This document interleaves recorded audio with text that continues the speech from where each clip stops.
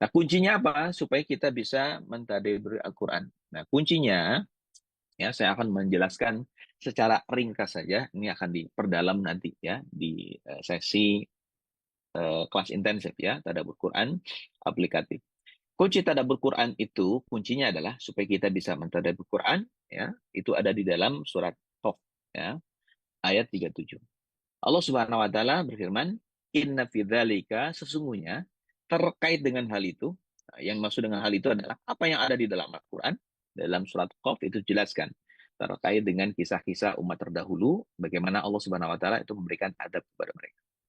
Jadi inna fi dzalika maknanya adalah terkait dengan kisah-kisah umat terdahulu ya, terkait dengan apa saja isi Al-Qur'an berupa kisah peristiwa di masa lalu, peristiwa di masa yang akan datang, ya berupa perintah, larangan apapun yang ada di dalam Al-Quran itu la dzikra, niscaya akan menjadi dzikra, akan menjadi peringatan.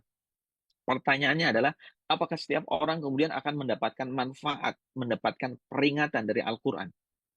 Ternyata tidak semua orang itu bisa mendapatkan peringatan dari Al-Quran. Tidak semua orang itu kemudian bisa mendapatkan pembelajaran dari Al-Quran. Walaupun kita baca Quran berkali-kali, ya, walaupun kita membaca tafsirnya berkali-kali, belum tentu kita bisa mendapatkan adzikra ini. Ya. Karena orang-orang kafir juga banyak di antara mereka itu yang fokus studinya di hadis, ada yang mereka itu fokus studinya di Al-Quran. Ya. Itu sangat banyak sekali. Nah, jadi belum tentu ketika orang itu baca Quran, baca tafsir, itu menjadi dzikra, menjadi peringatan. Ya, kenapa? Karena Al-Quran itu akan menjadi dzikra, peringatan, tidak bagi sembarang orang. Tapi menjadi peringatan bagi siapa? Liman kana lahu qalbun. Bagi orang yang punya qalbun, punya hati. Maksudnya qalbun itu apa? Qalbun itu ya di dalam Al-Quran ya secara istilah qalbun itu punya dua makna.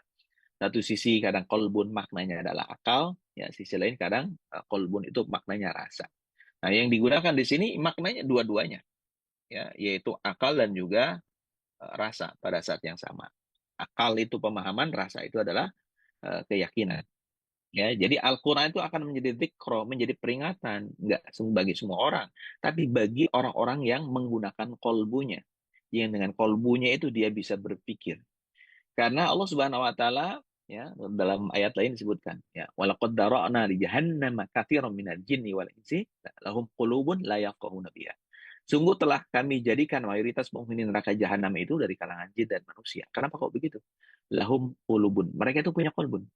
Tapi qalbun ya satu potensi yang Allah Subhanahu wa taala berikan kepada manusia ya la yafqahuna biha. Tidak digunakan potensi itu untuk memahami ya perintah dan larangan Allah. Tidak digunakan untuk memahami Al-Qur'an, tidak digunakan untuk memahami wahyu Allah Subhanahu wa taala. Ya, itu kolbun maknanya adalah akal. Tapi sisi lain kadang-kadang kolbun maknanya itu juga adalah tentang rasa, tentang rasa itu maksudnya adalah keyakinan, ya, pemahaman dan juga keyakinan. Jadi orang yang bisa mengambil insight, bisa mengambil hikmah dari Al-Quran adalah orang yang menggunakan akalnya, menggunakan yang dengan akal itu sampai kepada pemahaman mengenai maknanya.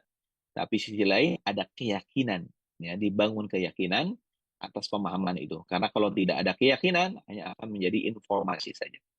Ya, itu yang pertama. Ya, kemudian yang kedua, au al-qasam'a. Nah, yang kedua adalah atau dia melemparkan pendengaran. Apa maksudnya melemparkan pendengaran? Apa bedanya al-qasam'a dengan yasma'u? Nah, ini bedanya tuh jauh ya al-qasam'a dengan yasma'u. Ya, kalau teman-teman ada yang pernah belajar coaching, pasti tahu ya perbedaan ini. Ada istilahnya itu hear, ada istilahnya listen. Ini mendengarkan, ini menyimak. Nah, ini dua hal berbeda. Bisa jadi ada orang dia mendengarkan Quran tapi belum tentu menyimak. Ya, menyimak itu berarti apa? Mendengarkan dengan seksama. Al-qasama itu apa? Al-qa itu melemparkan, asama pendengaran. Maksudnya apa? Melemparkan pendengaran. Dia menyimak dengan seksama firman Allah Subhanahu wa taala. Nah, itu menjadi syarat yang kedua.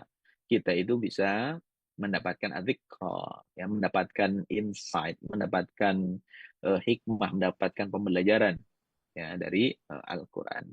Wa huwa syahid, dan dia menyaksikan. Nah, kalau ini terkait dengan bukti. Ya, ini terkait dengan bukti di mana orang melakukan ini nih, observasi. Ya. Maka tiga hal ini harus ada supaya kita itu mendapatkan inspirasi dan juga solusi dari Al-Quran. Pertama adalah kita menggunakan potensi yang Allah berikan kepada kita berupa akal, ya, berupa rasa, keyakinan. Yang kedua adalah kita menyimak dengan seksama ya, ayat-ayat Allah, dan yang ketiga adalah kita mengobservasi atau kita memperhatikan berbagai macam bukti-bukti yang menunjukkan kebenaran wahyu Allah Subhanahu wa taala. Tiga hal ini ada, insya Allah kita akan mendapatkan al